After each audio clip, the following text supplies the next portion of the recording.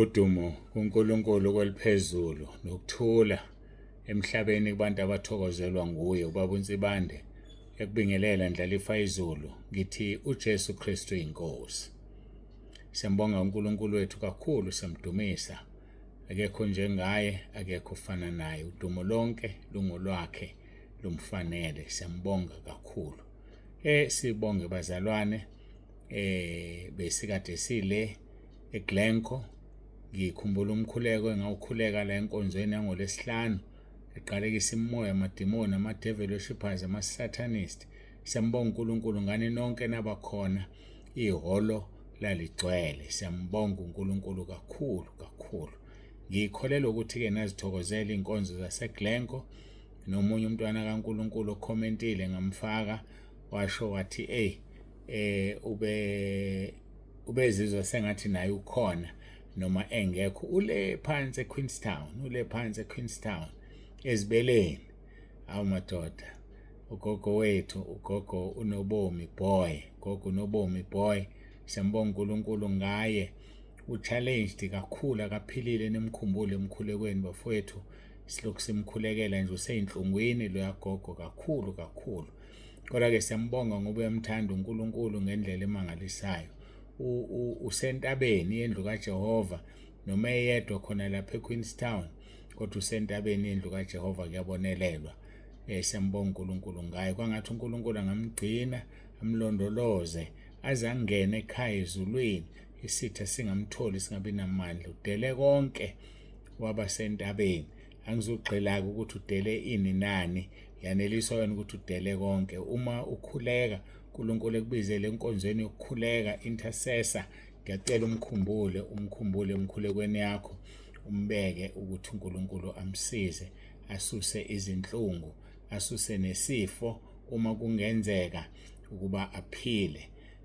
Uma kuwukuthi-ke ngoba icebo kaNkulunkulu asilazi, kodwa-ke ubuhlungu akabususe kuze kube usuku azophumula, angene ekhaya ezulwini, ajabule nabo bonke abangcwele, ngoba yilokho nathi sikulindele ukuyojabula ekhaya nabangcwele. Sithuthuzeke kuyo yonke imindeni esemanzini njengamanje, khona imindeni esosizini, imindeni ehanjelwe. Siyakhumbula kakhulu uNkulunkulu aniduduze. Siyabonga eGlencoe, saphatheka kahle. Ngibonge namakhwaya acula lapha amabili, sabusiseka ngomculo wenu.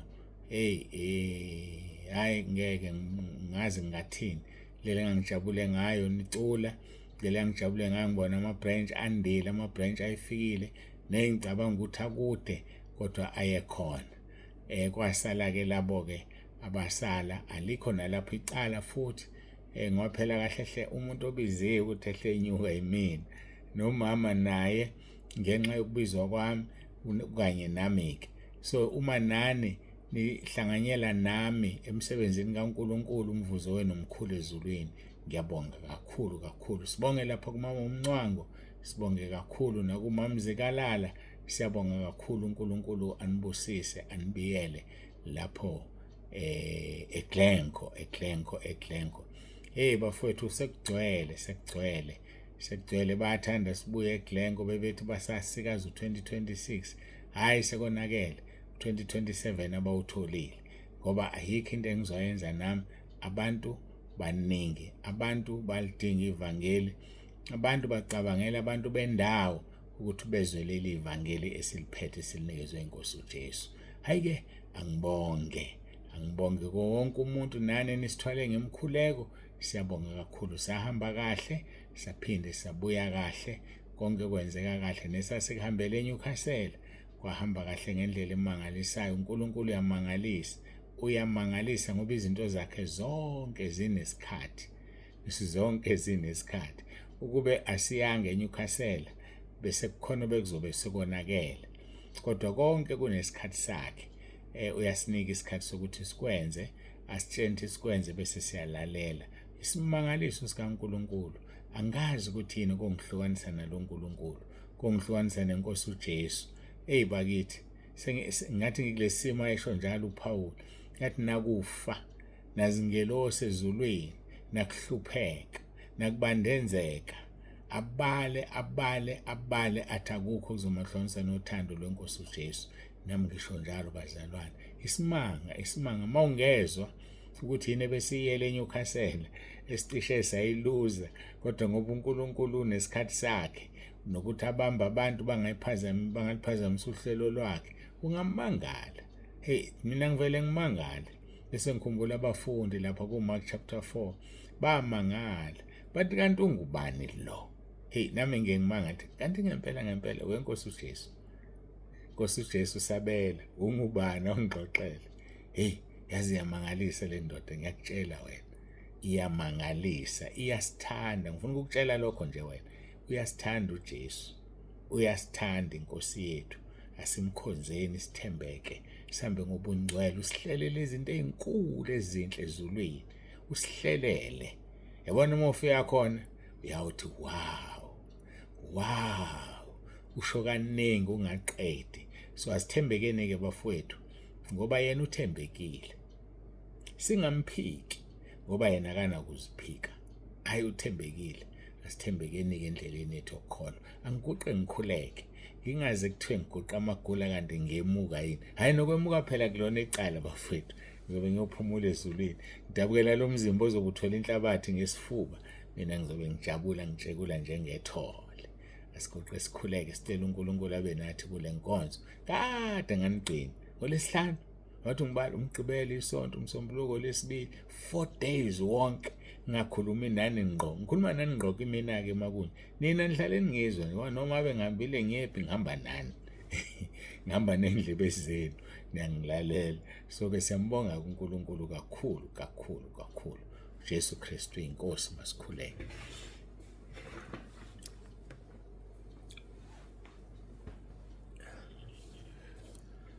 Baba ongcwele, baba olungileyo, uNkulunkulu wethu nomusa, siyazithoba phambi kobuso bakho, siyabonga ukusithanda kwakho.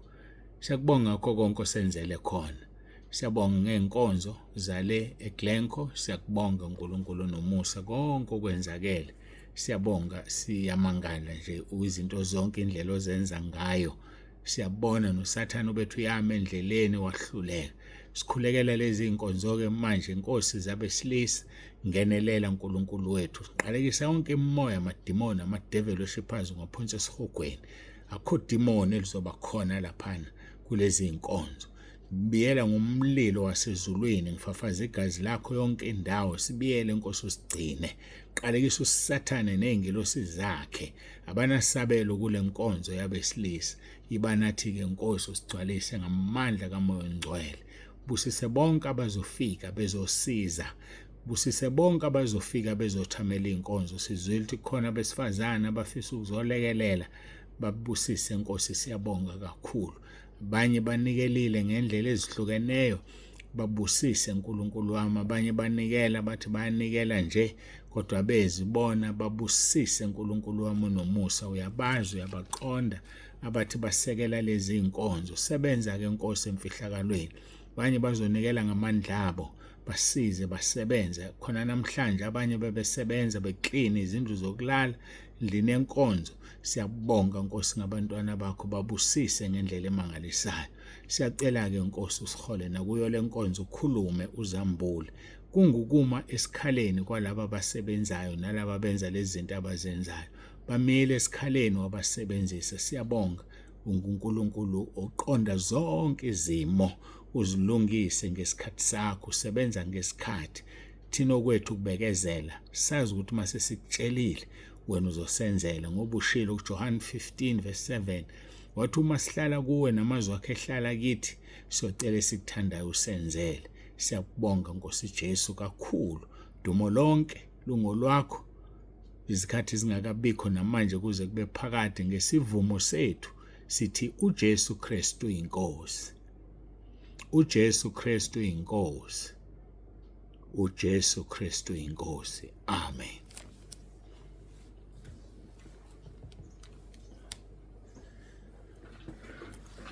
Siyambonga uNkulunkulu wethu kakhulu, siyambonga abangcwele, siyamdumisa.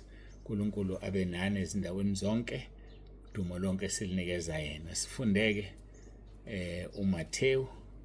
Ikhona lento ebengifuna ukuyisho, bengifisa ukugcizelela ngiyacela ngidizelele baqhamukile abazalwane abathe kubasizile ngakukhuluma. Hlolani abantu benu abadala enibafakile bahloleni. Khona nje omunye ade ebabuyisa ubatholile kwaxoxwa kwavunyelwana, abanye bathi abazi baphume kanjani, abanye noma bazi kodwa isimo sesishintshile sebeyayidinga ikhaya lezwi waqhamuka in time. Bathinteni abantu benu, bathinteni, bayathanda ukubuya bazi bazobuya kanjani, kanti kulula ngendlela emangalisa. Abanye banamahloni, bathinteni abantu benu babuye. Checkani abantu benu baphumile inqwaba. Yazi ngivele ngisabe mina, yazi ukuthi ngiyasaba. Awuthi ngibuke lama-figures la, ngiyasaba kodwa ngisafuna ukwasho naqala ngawayeka ngoba usathane uyezwa uyalalela abesejabula. Ungizwile ukuthi ngitheni? Usathane uyezwa uyalalela abesejabula. Kuphume 133 izolo, 133 kwabuya abantu bayabaleka abawu-30. So kusho ukuthi 103 wonke awubuyanga, 103. Sengisaba ngisho ukucheck ngoba uma ngingacheck ngizothola ukuthi mhlambe sekusele kancane sibe ngaphansi ka-10,000.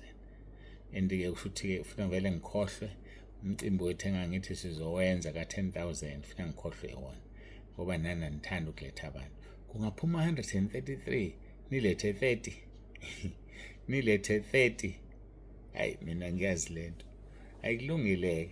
uNkulunkulu anigcina, ke sifunde izwi leNkosi-ke.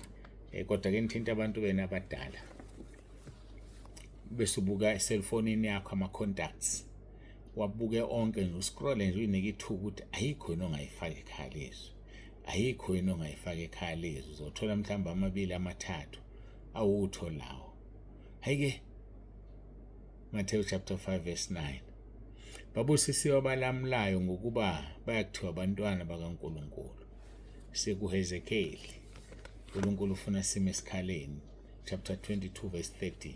Ngafuna kuba umuntu wokubiya uthango emesikhaleni ngaphambi kwami ngenxa yezwe ukuba ngingalichithi, kepha angimfumananga. Kungani uNkulunkulu efuna abantu abazoma esikhaleni? Kungoba sekuyizinsuku zokugcina. uSathane uliphakamisile izinga lakhe lokusebenza. uNkulunkulu kufanele aliphakamise nawe, uyazama ukuliphakamisa, kunqaba wena nami ngoba sifuna ukuletha abantu ekhaya lezwi. Isimanga leso. Unqabelani ngempela ukuphakamisa izinga uNkulunkulu efuna uliphakama? Hayi-ke ake sifunde, sidineke sikhuluma laphaya ngencwadi kaPetro, Petro II chapter 2 verse 1 to 22. Sabuka uverse 21 noverse 22 engizophindela kubona ngaphambi kokuba siqhubekele phambili. Ngokuba ngabe kwaba ngcono kubo ukuba babe ngayazanga indlela yokulunga kunokuba ukuthi sebeyazile bafulathela umyalo ongcwele ababewunikeziwe. La kukhulunywa ngabahlubuki, la kukhulunywa ngabantu abashiya iNkosi uJesu. Hawu, awuthi-ke ngikhulume abahlubuka emabandleni beyoqala waba amabandla. Abahlubuka ebandleni boqala. Ngifuna ukukutshela ukuthi uma ungaphumi nesibusiso, umsebenzi wakho uyize. Reporta lapho osuka khona.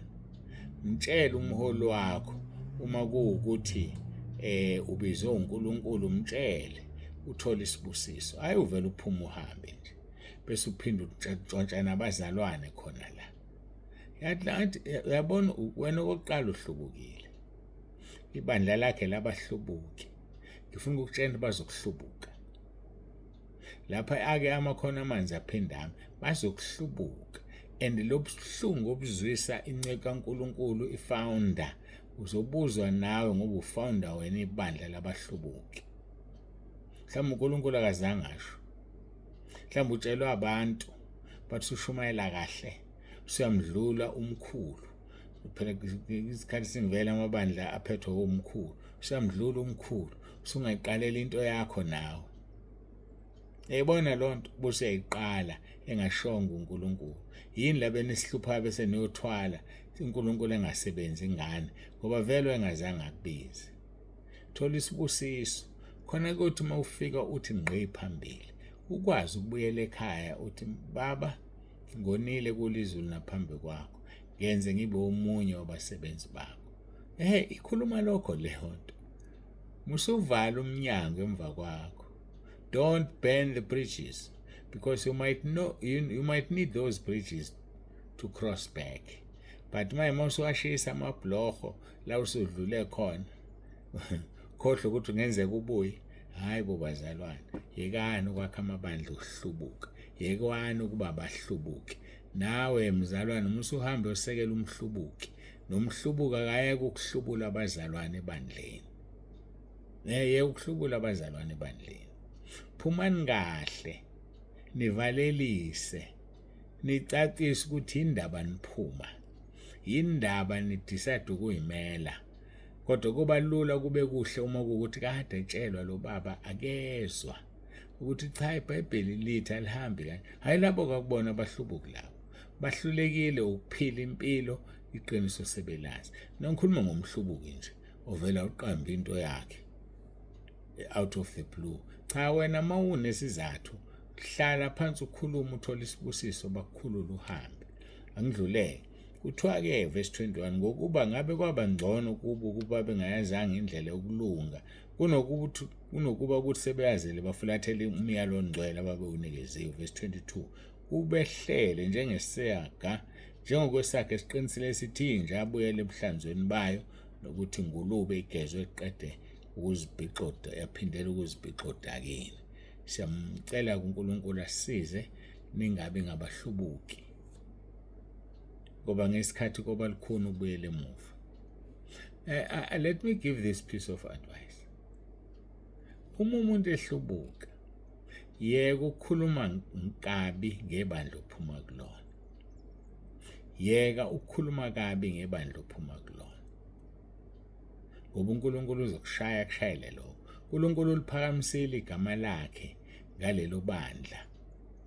uNkulunkulu uyazi ukuthi uzobashaya nini kungasezulimaza igama lakhe, kungasezudenta isikhundla sakhe nesithunzi sakhe. Wena usubhizi ukukhuluma kabi ngalelo bandla. Udonta uNkulunkulu uyakujabulela lokho. Yekani ukukhuluma kabi ingceko. Yekani ukukhuluma kabi amabandla. Mawungathokozile wena ebandleni hamba ngasese ukhulume nenceko. Manje engazwani nenceko phuma ngasese nihlukane nje ngomoya omuhle. Usuhamba kusakaza waphumelana ebandleni ngaphumela 1 2 no 3. Mhlambe lenceko isiphendukile yaxolisa kuNkulunkulu. Usalokho ibambele lo 1 2 no 3 wena. Uhambe esihogweni ihambe ezulwini. Hayi zihlonipheni bazalwane, zihlonipheni ngihambe ngikhuluma ababefundisi. Nabanye abazalwane ungabahlebi, yeka nje ukuhleba, yeka ukuncetheza. Yeka nje ukuncetheza. Hayi. Ngoba manje uzogcina ushayeka. Izinto zakho zingalungi. Ubucabanga ukuthi uhamba right, uphaphamisa usesihogweni. Ake siqhubeke sibheke u2 Peter chapter 3 verse 1. Le ncwadi isingesibili engivusa ngazo ingqondo yenu emhlophe ngokunikhumbuza. Umsebenzi kaMpostoli ukhumbuza abantu. Njengoba ngizama emini nobusuku ngingalali kwesikhathi ngikwenze ngeinyembezi. Uma ungibona ngikhala ngisepulpit. Okwazi ukuthi akukhali mina, kububula umoya ongcwele ngoba uyasibubulela. Wabubula eGlencoe nabona. Athi ngiqala nje inkonzo wabubula. Angeke ehlaleke idemoni lapho. Hayi ububula umoya ongcwele, kuhlala idemoni kulelo bandla, kuleyo hall. Hayi ngeke kwenzeke lokho. Ngeke kwenzeke. Ngifuna wazi babusisiwe abantu abamkhuleko yabo igezwe ngeinyembezi. Ngoba kwehla ingelosi from time to time izolifaka inyembezi egabheni. Angithemba ukuthi uNkulunkulu uzongisiza iphinde nginifunde ngoba niyanda ngeke ngabafundisi abanye. uNkulunkulu ufaka inyembezi ebhodleleni abese yoziloba encwadini yakhe bese ziyohlala ealtare. Ukuthi kulo 7 years esehluthi ibandla aziqoqe zonke inyembezi abangcwele ayithele emhlabeni zibe izinhlupho. kubantu abangakholwa. Same tears. So lezi inyembezi ke busisiwe umuntu umkhuleko yakhe ithelwe ngenyembezi zakhe, ubusisiwe. Siyambonga ke uNkulunkulu uyamangalisa. Ubheka isikhathi esinjani. Sekuphele njalo 20 minutes ukuthi ngiqale ngasebenzisa ithuba lokubonga. So asihlaleni ke enkosini singasuki. Noma umoya wombusi uzivukela, sihlaleni bafowethu, asihlaleni isikhathi esiphelile. Isikhathi asisekho. Isikhathi sokudlala ngokukholwa asisekho. Kholwa njengokusho kombhalo.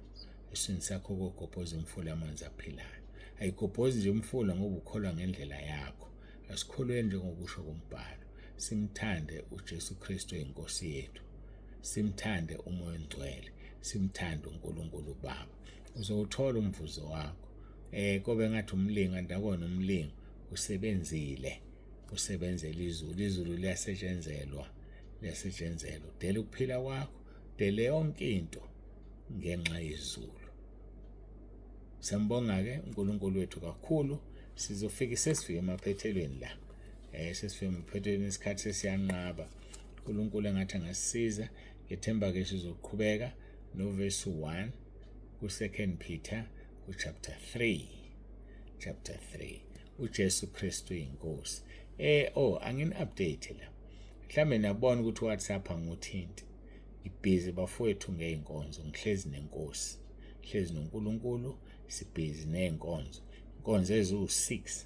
Ngenxa ukuthi bengibhizi last week, ngibhizi ngeweekend, so njengamanje angithinti WhatsApp, angithinti lutho. So mawubona ungaphenduleki ngeke futhi uphenduleke. Ingakho ufuna nifunde kwezenu. Ngeke uphenduleke ngoba ngibhizi kakhulu. Kufanele kushaye uLesihlanu sengeke uprint iprogram ekseni isilungile. So inkonzo ezu6. Inkonzo eyodwa Friday, ziwu4 ngomgqibelo, iyodwa Sunday yombhabhatiso. So zonke lezi inkonzo sisaxoxa ke nenkosi iyangitshela izihambe kanjani. Ngakho ke ukube ngiyazenzela ngabe yithi vela niniyeke nje ukuthumela. Vela niniyeke. Ngoba ngahle kwenzeke ngibe busy uzoyithola impendulo next week. Ngenze ngempela ukuthi uzoyithola next week ngoba sengizoba busy. Akukho engizokwenza. Iqale ekseni abantu abafuna ukubhabhadiswa babhukhile bakhona izinto esezivutha. Ngemphabhadisa umuntu onesona ukuthi wayivuma izona kusho lutho. Njengalabo abantu akade babhuka. Uthi balifika ngalombhabhadiso mhlawumbe sekuphela unyaka wonke noma emibili elindile. Abesefuna ukubhabhadiswa nje izona engayivumile. Phela izona zihlale zikhona. Ungabhabhadiswa ukuthi wayivuma ngalalanga. Ukuthi wena ukaze wona nje wena. Awukazi uthukuthele. Awukazi ucabanga imicabango emibi. Manje usufuna ukubhabhadiswa wena. So mina ngisibhabhadisa. Manje ngasibhabhadisa uzoba wese. Ngiyakutshela nje. Lokho ngikutshela kancane. Manje ngakubhabhadisa uzoba wese. So ke ngangingazi ukuzoba usulo umbhabhadiso ngibabhukhela abantu 2 years ago.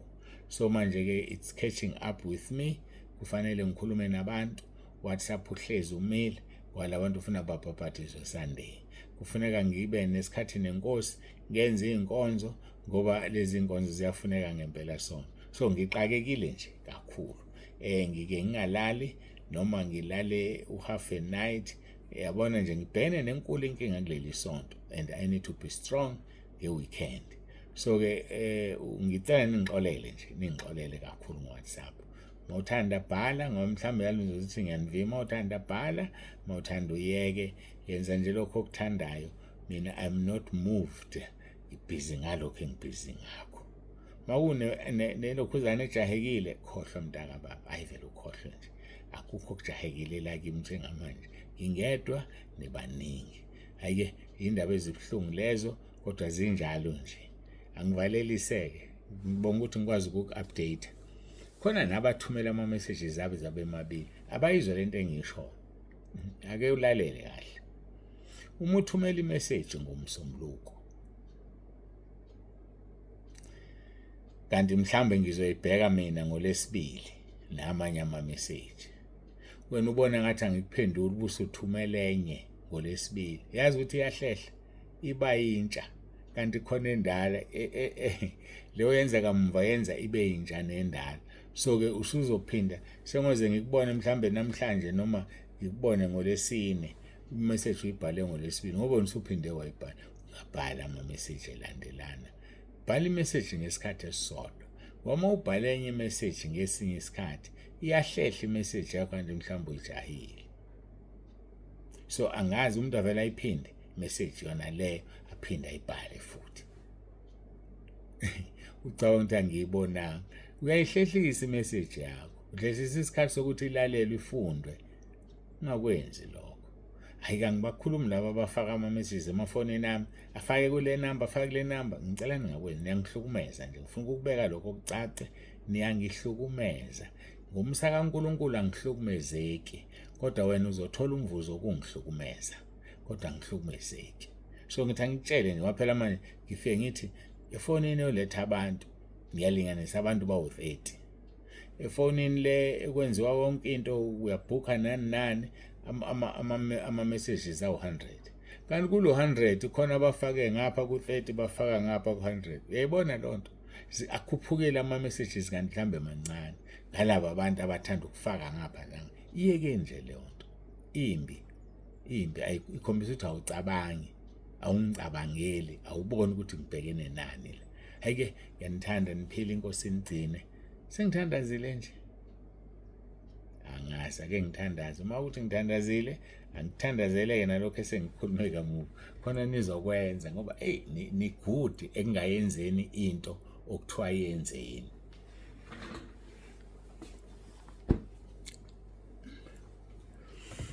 Baba ngcwele, baba olungileyo, uNkulunkulu wethu nomusa, siyabonga uthando sithande ngalo. Siyakubonga ke Nkosi kuze kube manje.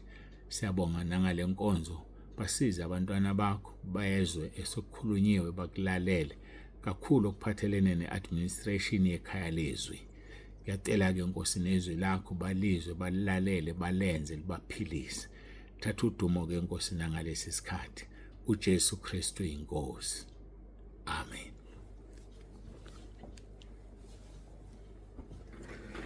Sambonga uNkulunkulu kakhulu baba uNsibande usiyavalelisa. Ngiyanithanda nonke emakhaya. uJesu Kristu inkosi.